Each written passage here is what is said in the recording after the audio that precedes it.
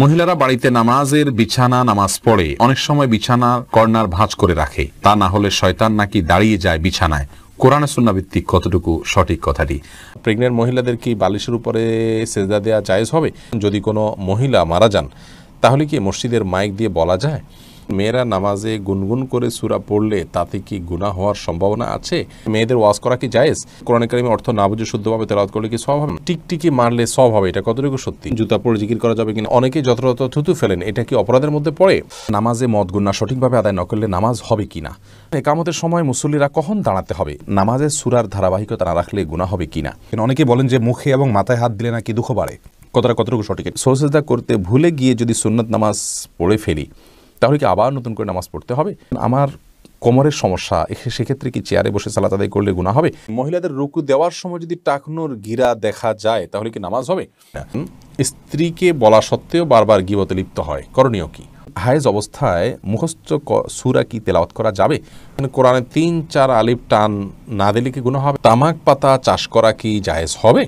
ধূমপানকারীর পিছনে দাঁড়িয়ে নামাজ পড়া যাবে? মসজিদ থেকে বাচ্চাদের বের করে দেওয়ার ব্যাপারে কিছু বলবেন কি? যেই ইমাম 2 সিজদার মাঝে কিছু সময় শান্তভাবে বসে না, তার পেছনে কি নামাজ পড়া যাবে? পুরুষের দায়ের ভিতরে কি অজুর পানি গেলে না গেলে অজু হবে? নাভির নিচে লোম ক্রিমার ব্যবহার করে দূর করা যাবে কিনা? চিংড়ি মাছ খাওয়া জায়েজ হবে কিনা? অজু করে ফেরার পথে পুরুষ লোকের সাথে দেখা হলে বা কথা বলতে হলে তারপর নামাজ হবে কিনা, নাকি আবার অজু করতে হবে? মেয়েদের মাথার চুল ছোট করে কাটা জায়েজ আছে কিনা? প্রিয় দর্শক, ইতিমধ্যে যে সমস্ত প্রশ্ন আমাদের সামনে চলে এসেছে তার মধ্যে থেকে প্রথম যে প্রশ্নটি আমি দেখতে পাচ্ছি তা হলো, আলিয়া ইমন, আপনি এআইডি থেকে জানতে চেয়েছেন নামাজের সূরার ধারাবাহিকতা না রাখলে গুনাহ হবে কিনা। অনেক সময় ধারাবাহিকভাবে সূরা পারি না বা মনে থাকে না, এক্ষেত্রে করণীয় কি? বোন, সালাতের মধ্যে সূরার ধারাবাহিকতা এটা উত্তম কাজ, ভালো কাজ, সুন্নাহ, এটা করা উচিত। কোনো কারণে যদি ধারাবাহিকতা লঙ্ঘিত হয়ে যায় সালাত হয়ে যাবে, এর কারণে বড় কোনো গুনাহ হবে না। তবে চেষ্টা করা উচিত আপ্রাণভাবে যেন ধারাবাহিকতা ক্ষুণ্ণ না হয়। এরপরে শারমিন আখতার জানতে চেয়েছেন জুতা পরে জিকির করা যাবে কিনা? কোনো অসুবিধা না, জুতা পরে অবস্থা জিকির করতে কোনো নিষেধ নেই। সাইদ রানু ইসলাম জানতে চেয়েছেন পুরুষের দাড়ির ভিতরে কি অজুর পানি গেলে না গেলে অজু হবে?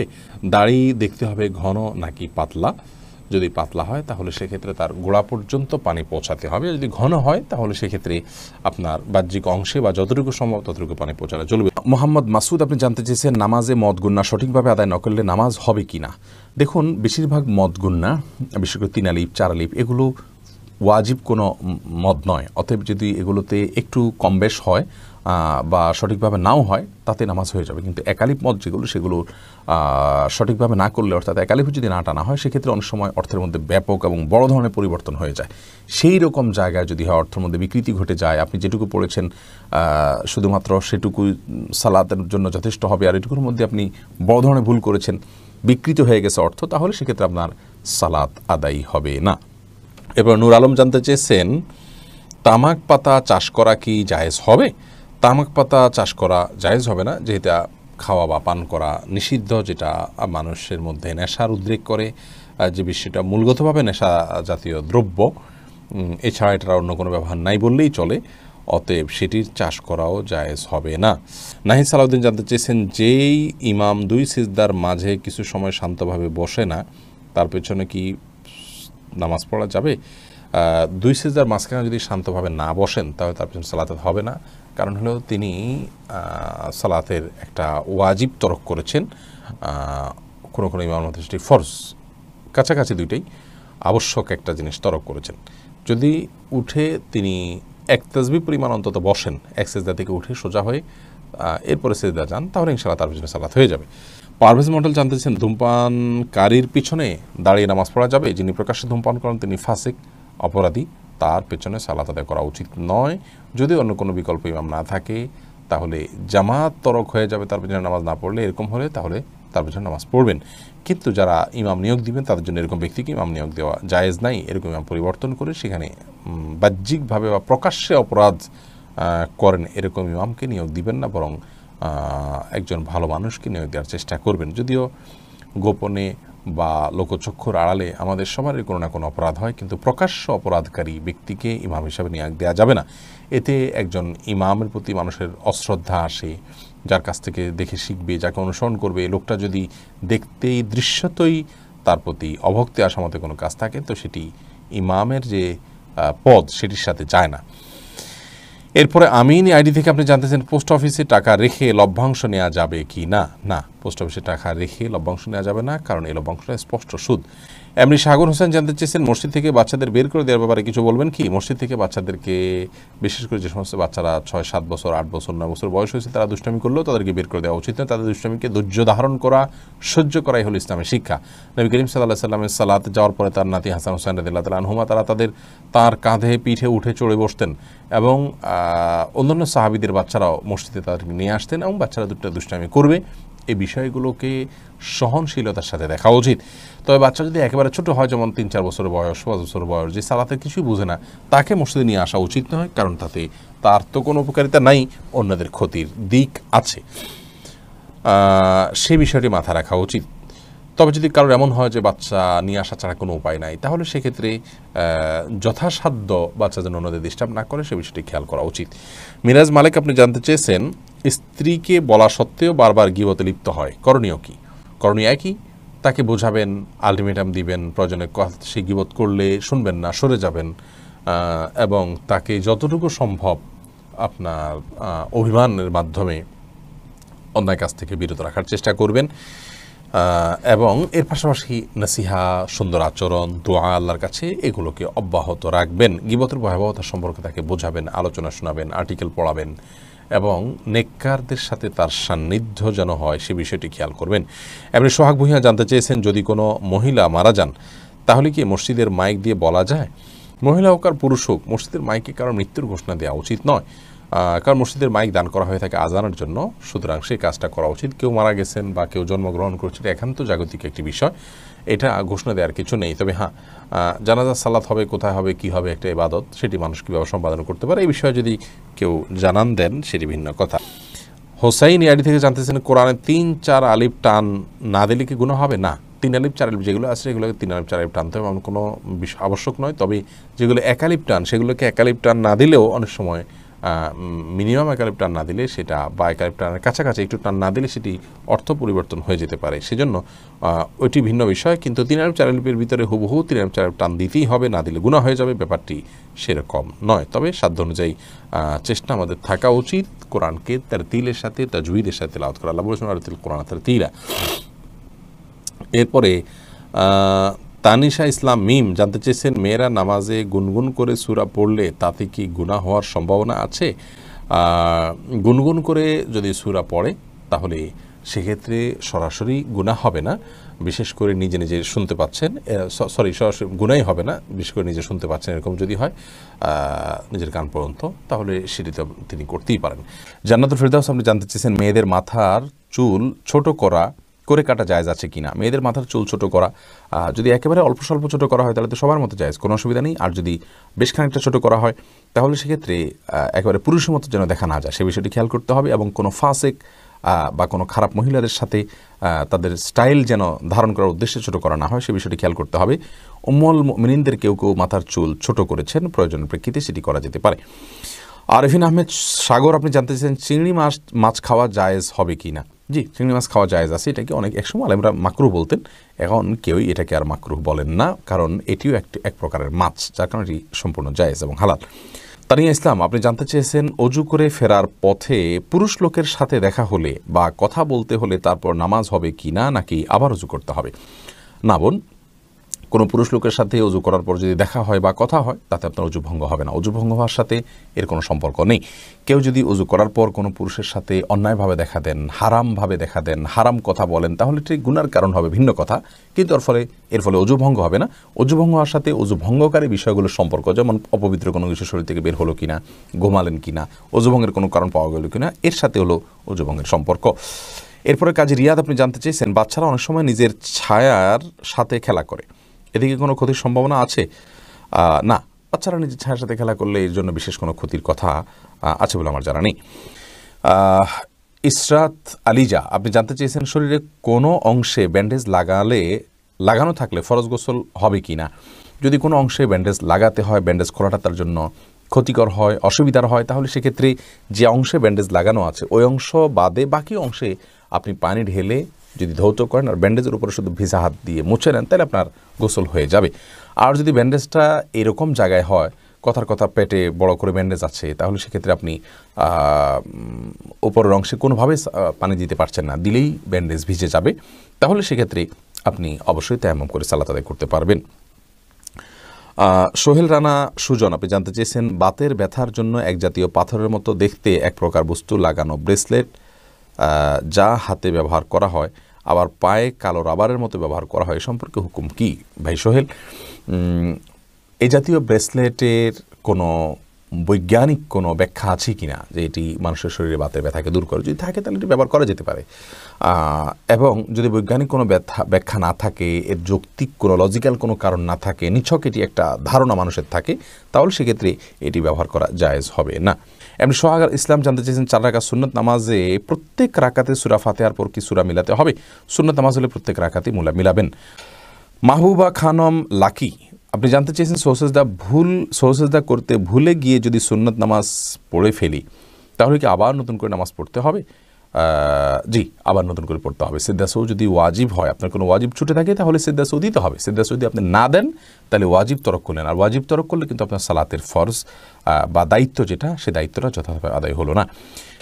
এমনি মাহবুর রহমান জানতেছেন একামতের সময় মুসল্লিরা কখন দাঁড়াতে হবে? একামতের সময় মুসল্লিদের নির্দিষ্ট কোনো বাধ্য করে দেওয়া হয়নি যে এই সময় দাঁড়াতে হবে। আমরা অনেকে মনে করি যে কামাতের সালা বললে তখন দাঁড়াতে হবে, অথবা হাইয়াল সালা হায়াল ফালা বললে তখন দাঁড়াতে হবে, এরকম কোনো কিছু কিন্তু আবশ্যক নয়। একামতের শুরুতে বা মাঝে যে কোনো পর্যায়ে মুসল্লি দাঁড়াতে পারবেন। রিমা আখতার, আপনি জানতে চাচ্ছেন পায়ের সমস্যা, তাই টেবিলে বসে নামাজ পড়ি, আমি কি আরেক টেবিলে সিজদা দিতে পারবো? পায়ের সমস্যা হলে আপনি টেবিলে বসে যদি নামাজ পড়েন আরেক টেবিলে সিজদা দেওয়ার কোনো প্রয়োজন নেই। আপনি যেখানে বসে সালাত আদায় করছেন তার বরাবর ফ্লোরে যদি আপনি সিজদা করতে সক্ষম হন ভালো, যদি আপনার শারীরিক অবস্থার কারণে সেটি আপনি করতে না পারেন, চোখের অপারেশন হয়েছে অথবা আপনার মেরুদণ্ডের সমস্যা রয়েছে, আপনি পিঠ ভাঙতে পারেন না, সিজদা করতে পারেন না, তাহলে সেক্ষেত্রে আপনি যে অবস্থা আছেন সেই অবস্থায় বসে জাস্ট কিছুটা ঝুঁকে রুকু আর আরেকটু বেশি ঝুঁকে সিজদার নিয়ত করবেন, তাতে আপনার সালাত আদায় হয়ে যাবে। অনেকে এটা করেন যে একটা চেয়ারে সালাত আদায় করছেন, কথার কথা চেয়ারের সামনে একটা টুল রেখেছেন, টুলে তিনি সিজদা করছেন। ফ্লোরে সিজদা যদি না করেন তাহলে টুলে সিজদা করার কষ্ট করার কোনো প্রয়োজন নাই, তিনি ইশারা করেই সালাত আদায় করলে হয়ে যাবে। এমডি ইউনুস আলী টনি, আপনি জানতে চেয়েছেন হায়েজ অবস্থায় মুখস্থ সূরা কি তেলাওয়াত করা যাবে? মাসিক অবস্থায় এবং প্রসব পরবর্তী ব্লিডিংয়ের সময় কোরআন তেলাওয়াত করা যাবে কি না, এটা নিয়ে ওলামায়ে কেরামের মত পার্থক্য রয়েছে। জমহুর বা সংখ্যাগরিষ্ঠ ওলামাদের মত হলো এ অবস্থায় কোরআন তেলাওয়াত করা যাবে না, কারণ রাসূল আকরাম সাল্লাল্লাহু আলাইহি সাল্লাম গোসল ফরজ হওয়া অবস্থায় কোরআন তেলাওয়াত করতে নিষেধ করেছেন, আর এটিও গোসল ফরজ হওয়ার অবস্থা, যার কারণে এই সময় কোরআন তেলাওয়াত করা যাবে না। সম্প্রতি বিন বাজ ইবনে উসাইমিন রাহিমাহুল্লাহ তারা সহ আরব বিশ্বের কোনো বা অনেক ওলামায়ে কেরাম বলছেন যে এটি করা যাবে, নিরাপদ হলো না করা এবং তেলাওয়াত শোনা যেতে পারে। হালিমা বেগম জানতে চেয়েছেন গাছের মেহেদি পাতা কি পায়ের নখে দেওয়া যাবে? কোনো অসুবিধা নেই। অনেকে মনে করেন যে মেহেদি পাতা পায়ে দেওয়া যাবে না, যেটি দাড়িতে দিতে হয়, চুলে দিতে হয়, এমন কোনো কথা নেই। তেলও তো দাড়িতে চুলেতে দিতে হয়, পানিও তো আমরা মাথায় দিই, সেটা আবার পায়েও দিই, অতএব এটা কোনো কথা নেই, এমন কোনো কথা নেই যে মেহেদি পাতা পায়ে দেওয়া যাবে না, নখে দেওয়া যাবে না। প্রেগনেন্ট মহিলাদের কি বালিশের উপরে সেজদা দেওয়া জায়েজ হবে? যদি এমন হয় যে তিনি সেজদা করতে পারেন না স্বাভাবিক অবস্থা, তাহলে সেক্ষেত্রে তিনি ইশারা করে সেজদা দিবেন, বালিশ রেখে সেখানে সেজদা দেওয়ার কোনো প্রয়োজন নেই। যদি তিনি স্বাভাবিক সেজদা দিতে না পারেন তাহলে একটু ঝুঁকে রুকু নিয়ত করবেন, আর একটু বেশি ঝুঁকে সেজদা নিয়ত করবেন, তাতে চলবে ইনশাআল্লাহ।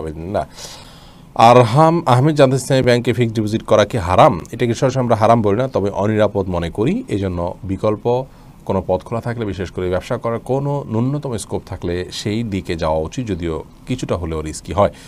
হাফেজা তাকরিমা তাবাসসুম জানতেছেন মেয়েদের ওয়াজ করা কি জায়েজ?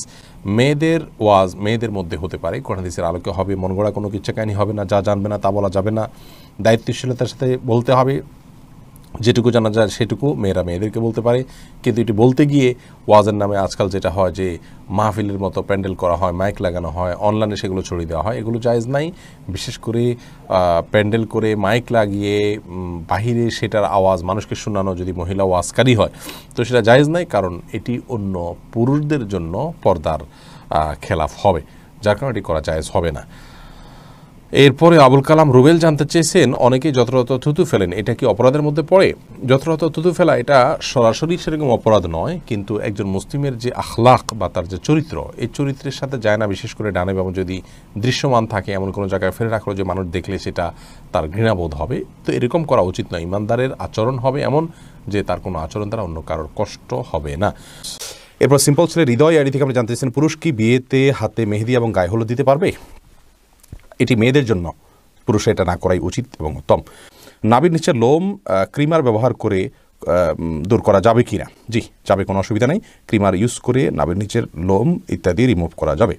এবং আব্দুল্লাহ জানতেছেন, কোরআনে কারিমে অর্থ না বুঝে শুদ্ধভাবে তেলাওয়াত করলে কি সওয়াব হবে? অর্থ না বুঝে শুদ্ধভাবে তেলাওয়াত করেন তাহলেও সওয়াব হবে, কারণ হলো অর্থ বোঝা এটাকে নবী সাল্লাল্লাহু আলাইহি ওয়াসাল্লাম শর্ত হিসাবে আরোপ করেননি। বিশেষ করে কোরআনে কারীমের তেলাওয়াতের যে সওয়াবের কথা বলা হচ্ছে প্রত্যেক অক্ষরের বিনিময়ে 10 নাকি, এখানে অর্থ বোঝাটাকে শর্ত করা হয়নি। তবে অর্থ বোঝাটার ভিন্ন গুরুত্ব আছে। কোরআন আল্লাহর কালাম বুঝে পড়াটা প্রত্যেক ইমানদারের জন্য, বিশেষ করে বোঝাটা, জানাটা, আল্লাহ কী বলেছেন এটা জানার চেষ্টা করা প্রত্যেক ইমানদারের জন্য কর্তব্য। এরপরে এইচএম মাসুদুর রহমান জানতে চেয়েছেন, ফরজ নামাজের ইমামের সাথে মুসল্লির তাকবীর বলা কি আবশ্যক? অবশ্যই ফরজ নামাজে ইমামের সাথে মুসল্লিকেও তাকবীর পাঠ করতে হবে। এরপরে আসাদুল্লাহ জানতেছেন, টিকটিকি মারলে সওয়াব হবে, এটা কতটুকু সত্যি? জি, এটি বিভিন্ন হাদিস থেকে প্রমাণিত হয়। তবে আমাদের সমাজে টিকটিকি আছে, এই টিকটিকি কিনা সেটা নিয়ে অবশ্য আলোচনা আছে, এবং আপনার কেন এটি মারলে সওয়াব হবে সেটা নিয়েও দীর্ঘ আলোচনা আছে। এ বিষয়ে আমাদের একটা ভিডিও আছে, সেটি দেখে নেওয়ার চেষ্টা করবেন। দীর্ঘ আলোচনা করার মতো বিষয় এখানে আছে। বুলবুল তানিম আপনি জানতে চেয়েছেন, মহিলারা বাড়িতে নামাজের বিছানা নামাজ পড়ে অনেক সময় বিছানার কর্নার ভাঁজ করে রাখে, তা না হলে শয়তান নাকি দাঁড়িয়ে যায় বিছানায়, কোরআনে সুন্নাহ ভিত্তিক কতটুকু সঠিক কথাটি? ভাই বুলবুল, বাড়িতে নামাজের বিছানা নামাজ পড়ার সময় কর্নার ভাঁজ করে রাখা, শয়তান দাঁড়াবে সেই ভয়ে, এটা কুসংস্কার। এর সাথে ইসলামের শরীয়তের কোনো সম্পর্ক নাই। কোরআন হাদিসে কোথাও বলা হয়নি যে কেউ সালাতের জন্য দাঁড়ালে তার জানামাজটা যদি বড় হয় তার কোনায় শয়তান দাঁড়াবে, এরকম কোনো কথা নেই। জামাতবদ্ধ সালাতে পুরুষরা যখন পাশাপাশি দাঁড়িয়ে সালাত আদায় করবেন তখন কাতারের মধ্যখানে যদি ফাঁকা থাকে সেখানে শয়তান দাঁড়ায়, এটা হাদিস দ্বারা বোঝা যায়। এজন্য মানে নির্দেশ করা হয় ওয়ালা তাদাউল ফুরুজাত লিশায়াতিন, অর্থাৎ শয়তানের জন্য কোনো মাঝখানে ফাঁকা জায়গা রাখবে না। কিন্তু জায়নামাজের বা মুসাল্লার কোনাকাংশিতে শয়তান দাঁড়ায় এরকম কোনো কথা ইসলামের শরিয়ার কোথাও নাই, কোরআন হাদিসের কোথাও বলা হয়নি, বিধায় এটি ভিত্তিহীন কথা। মহিলাদের রুকু দেওয়ার সময় যদি টাকনুর গিরা দেখা যায় তাহলে কি নামাজ হবে? পুরো রুকু জুড়ে যদি এরকম হয় তাহলে সেটা সালাতের জন্য ক্ষতিকারক হবে। আর যদি হঠাৎ সামান্য একটু অংশ হয়তো এক ঝলক একটু সরে গিয়েছিল আবার তিনি ঠিক করে ফেলেছেন, তাতে অসুবিধা নেই। আলামিন সোহেল আপনি জানতে চেয়েছেন, শ্বশুর শাশুড়িকে মা বাবা বলা যাবে কি না? যাবে, রূপক অর্থে মা বাবা বলা যায়, প্রকৃত অর্থে বলা যাবে না। অর্থাৎ আপনার কাগজপত্রে, সার্টিফিকেটে, পাসপোর্টে, আইডেন্টিতে, বিভিন্ন জায়গাতে বাবার ঘরের জায়গায় যদি শ্বশুরের নাম, মায়ের ঘরের নাম জায়গায় মায়ের আপনার শাশুড়ির নাম লেখেন তাহলে সেটি গুনাহের কারণ হবে। এরকম যদি না হয় তাহলে সেক্ষেত্রে নিছক বাবা বলতে সম্মানের দিক থেকে বাবার মতো, মা বলতে সম্মানের দিক থেকে মায়ের মতো বলা যেতে পারে। রাসূল আকরাম সাল্লাল্লাহু আলাইহি ওয়াসাল্লাম তার নিজের সম্পর্কে বলেছেন যে তোমাদের জন্য আমি বিমানজারাতিল ওয়ালিদ, বাবার মতো। তাহলে বোঝা গেল যে রূপক অর্থে আপনার বাবা বলা যেতে পারে, কোনো অসুবিধা নেই। মোস্তফা কামাল আপনি জানতে চেয়েছেন, ইমাম সৌসেজদা দিতে ভুলে গিয়ে নামাজ শেষ করলে মুক্তাদিকে আবার নামাজ আদায় করবে? মুক্তাদিতে ইমাম সাহেবকে স্মরণ করিয়ে দিবেন, লোকমা দিবেন, তাকবীর দিবেন, এই সুবহানাল্লাহ বলবেন। তাতে ইমাম সাহেব যদি মনে উঠে সেজদা সৌ দেন সালাম ফেরানোর পরেও পশ্চিম কিবলার দিকে ফেরা অবস্থায়, তাহলে তো আলহামদুলিল্লাহ সবাই সালাত হয়ে গেল। আর যদি ইমাম সাহেব না দিয়ে চলেই গেছেন, পরবর্তীতে জানা গেল যে ইমাম সাহেব একটি ওয়াজিব তরক করেছেন, তাহলে সেক্ষেত্রে মুক্তাদি নিজের ওই সালাতকে আবার দোহরাইতে হবে। মীর মোহাম্মদ আবু জাহেদ আপনি জানতে চেয়েছেন, জন্ম নিয়ন্ত্রণ জায়েজ আছে কিনা? সঠিক নিয়ম বললে উপকৃত হব। জন্ম নিয়ন্ত্রণ করা ইসলামী শরিয়ার দৃষ্টিকোণ থেকে জায়েজ রয়েছে দুটি শর্ত সাপেক্ষে। প্রথম শর্ত হলো সন্তান জন্ম নিলে সে কি খাবে বা তাকে আমি কি খাওয়াবো, এই মুহূর্তে আমার উপার্জন নেই, অথবা এই মুহূর্তে তার জন্ম হলে আমি অর্থকষ্টে ভুগবো, এরকম সংখ্যা থেকে জন্ম নিয়ন্ত্রণ করা জায়েজ নাই। কারণ আল্লাহ রাব্বুল আলামিন কোরআনে কারিমে বলেছেন, লা তাকতুলু আওলাদাকুম খাশিয়াতা ইমলাক নাহনু নারযুকুহুম ওয়া ইয়াকুম। তোমরা তোমাদের সন্তানদেরকে কি খাওয়াবে এই চিন্তা থেকে হত্যা করে ফেলো না, কারণ আমি তাদেরকে এবং তোমাদেরকে উভয়কে রিজিক দান করব। অতএব রিজিকের ভয়ে জন্ম নিয়ন্ত্রণ করা জায়েজ নাই। যদি কেউ এই চিন্তা থেকে জন্ম নিয়ন্ত্রণ করে যে আমার স্ত্রীর স্বাস্থ্যগত দিক থেকে তিনি এখন সন্তান জন্ম দেওয়ার জন্য ফিট নন, অথবা ডক্টর নিষেধ করেছেন যে এত বছর পর্যন্ত তার সন্তান ধারণ করা উচিত হবে না, অথবা এমন কোনো জায়গায় আছেন যেখানে আসলে এই মুহূর্তে আরেকটি সন্তান হলে সেটাকে লালন পালন করা কঠিন হবে, বা একটা ছোট সন্তান আছে মায়ের দুধ খাচ্ছেন, আরেকটা সন্তান আসলে মায়ের জন্য লালন পালন করাটা টাফ হয়ে যাবে, সেরকম লোকজন নাই, অর্থাৎ পারিপার্শ্বিক কারণে যদি জন্ম নিয়ন্ত্রণ করা হয় সেটা জায়েজ রয়েছে। দ্বিতীয় শর্ত হলো যে যদি স্থায়ীভাবে না করা হয়, অস্থায়ীভাবে করা হয়, সে অস্থায়ীটা 2 বছর 4 বছর 6 বছর 10 বছর পর্যন্ত হতে পারে, সমস্যা নেই। যে অস্থায়ীভাবে জন্ম নিয়ন্ত্রণ যদি করা হয় এবং রিজিকের ভয় ছাড়া অন্য কোনো কারণে জন্ম নিয়ন্ত্রণ করা হয় তাহলে সেটি জায়েজ রয়েছে। রোকসানা পারভিন আপনি জানতে চেয়েছেন আমার কোমরের সমস্যা, সেক্ষেত্রে কি চেয়ারে বসে সালাত আদায় করলে গুনাহ হবে? কোমরে যদি সমস্যাটা এই পর্যায়ের হয় বোন যে আপনি রুকু সিজদা করতে পারেন না, আপনার অসহনীয় ব্যথা হয়, যন্ত্রণা হয়, আপনি কাতরাতে থাকেন, অথবা ডক্টর আপনাকে বলেছেন যে ডক্টর আপনার সালাতের গুরুত্বও বোঝেন, আবার আপনার শরীরের সমস্যার কথাও জানেন, তিনি যদি বলেন যে না আপনি নর্মালি রুকু সিজদা করে কোমর ভেঙে রুকু সিজদা করতে গেলে আপনার জন্য বড় ধরনের সমস্যা হবে, স্থায়ী রোগ হবে, অথবা আপনার কোনো অঙ্গ হানি হতে পারে বা অঙ্গের সমস্যা হতে পারে বড় কোনো, তাহলে সেক্ষেত্রে আপনি চেয়ারে বসে ইশারায় রুকু সিজদা করতে পারবেন। তাকদিস সিটিজি ইয়াডি থেকে আপনি প্রশ্ন করেছেন, অনেকেই বলেন যে মুখে এবং মাথায় হাত দিলে নাকি দুঃখ বাড়ে, কতটুকু সঠিক? এটা মন গড়া কথা এবং কুসংস্কার।